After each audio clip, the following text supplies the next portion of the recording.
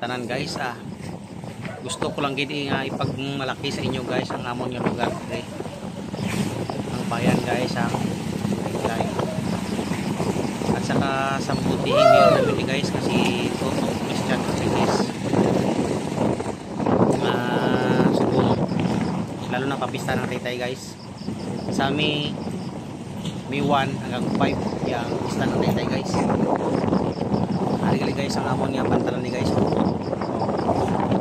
Guys, pinabi ko isang amon nga no dino. Pantalan. Limpyo. Sa amon nga pantalan. Amon nga guys ang yung kaisa.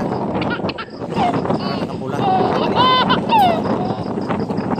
Hari guys ang mga bangka di guys na gina passenger para guys.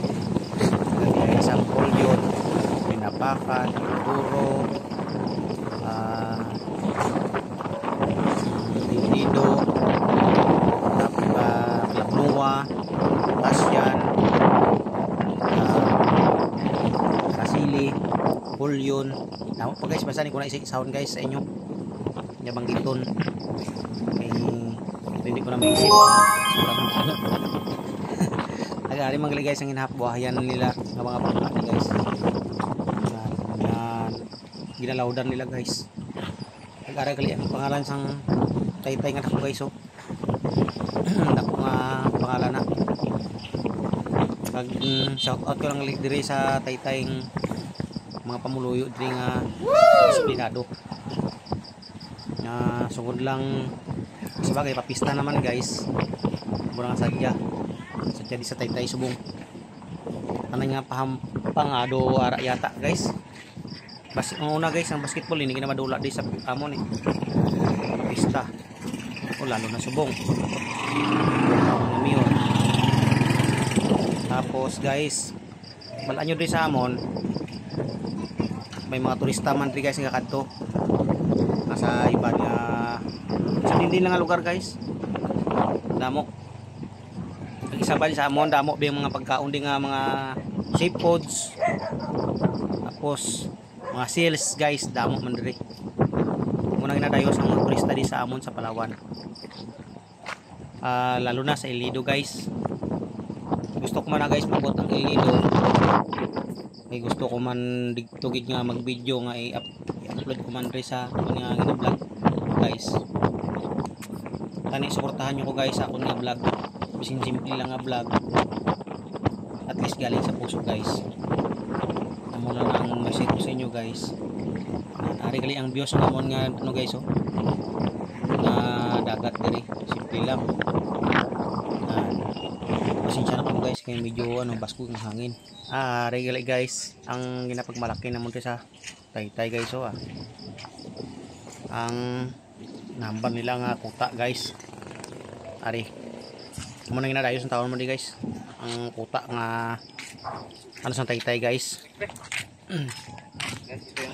May ano yung may entrance guys yata 20 ang bayad 20 guys ara guys nang bayad sang Taytay ang kuta na mo di guys nga ginapagmalaki na ginadayo sang tao lalo na turista guys nan subong nga ba ginaayos pa nila kay papista subong sa Taytay yung naginaayos pa nila guys nan ang view sang kuta guys actually guys malapit na sa may pantalan kagina ang kutangan na guys.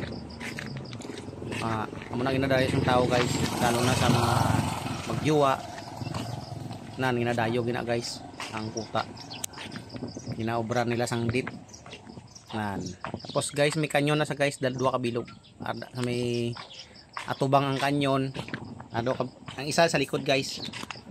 Pasensya na kamo guys medyo utal-utal pero okay lang at least nakasurvive guys.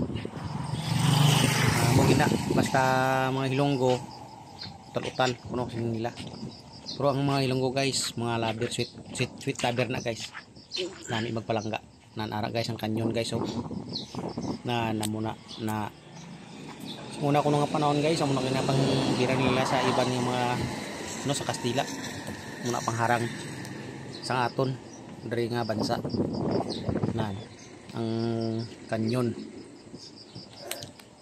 na Dako na guys, ang isa may bagid sang kuta. Magsulod ka, makita mo na to guys.